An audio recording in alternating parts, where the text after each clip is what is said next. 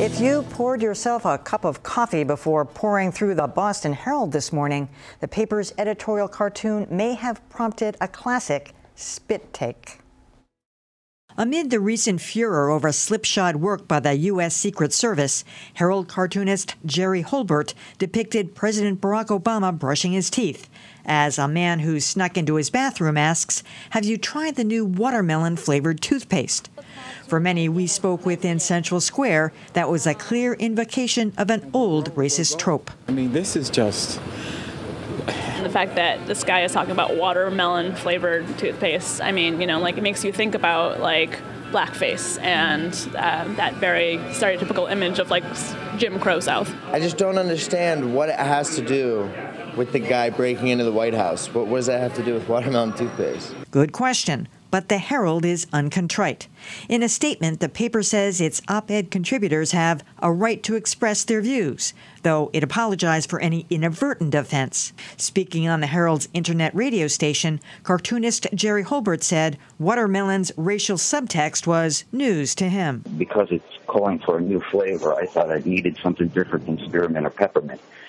And I remembered that my son's girlfriend in the past, she bought some toothpaste and left it in her closet upstairs. So I went and pulled it out, and it's a kid's Colgate watermelon flavor. I thought, oh, that would be good. But while Holbert missed the implications of his cartoon, it's not clear why the Herald's editors did too.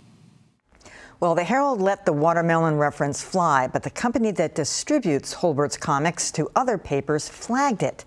This version appeared in other newspapers today with raspberry in place of watermelon. Holbert says it didn't occur to him to alert the Herald that he was asked to make that change. Here to discuss the cartoon kerfuffle is Colette Phillips. She's a public relations specialist and the president and CEO of Colette Phillips Communications. Welcome back to Greater Boston.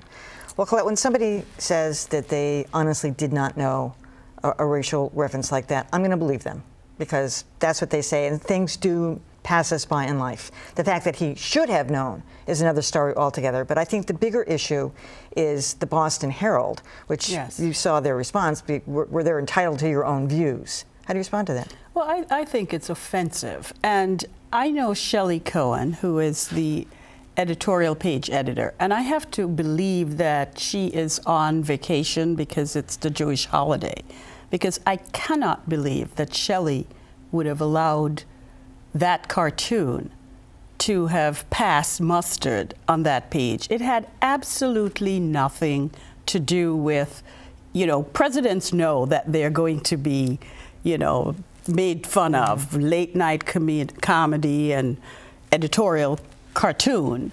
But when you see this cartoon, I'm trying to figure out, cartoons are supposed to be satirical. I didn't see the satire there, and it was almost a personal, racial undertone to that cartoon. It was the way it appeared. Yes. If raspberry had been in there, it would have been kind of cute, because here's this guy sitting in your bathtub. You don't see him until you come in to brush your teeth.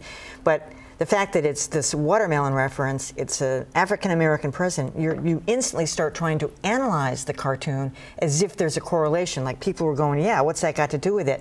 What's it got to do with the fact that it's a black president that somebody broke into the house? And so I think people went to the next step to trying to overanalyze it when really there was nothing to analyze. Well, I think that really, if you're going to satire, don't satire the president. I think this guy used that incident. I don't know him. You know, and maybe this is a supposition. I think he used this vehicle, as a way to personalize something about this president.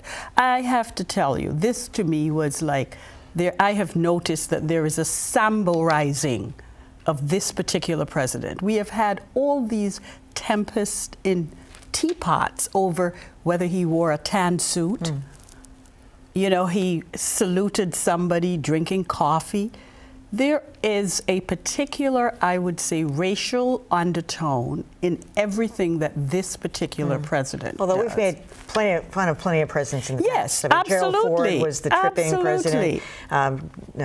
George Bush was the bumbler. But we have never had a black president I know, before. but I mean, when you look back, the press has skewered presidents for as far back as they go. Absolutely, Emily. And I think the discussion we're having, it seems that this was, you think it was more intentional. It seems like this was an inadvertent skewering in a racial manner, but didn't have to be. Well, if the editors had caught this and made the change like the other editors suggested, we wouldn't be having this discussion. But that is part of the problem.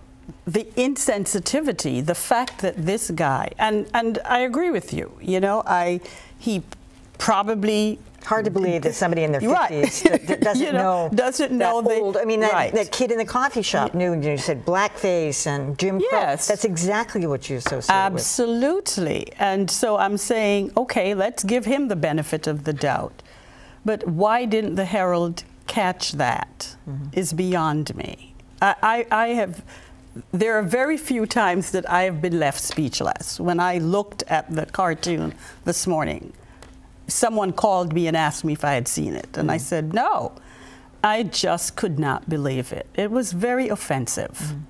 And they gave one of those non-apology, we're sorry if we offended anybody. And instead of saying that was offensive, we're sorry, we shouldn't have done that. But it was one of those, qualified apologies. Qualified apologies. I mean, and that's the issue, I think, here in America. We have to be able to talk to each other about issues of race, not at each other. And I think that too little of that go on. We would rather sweep it under the rug and pretend that we live in a post-racial environment, which we do not. Colette Phillips, always a pleasure to have you here. Always a pleasure to be here.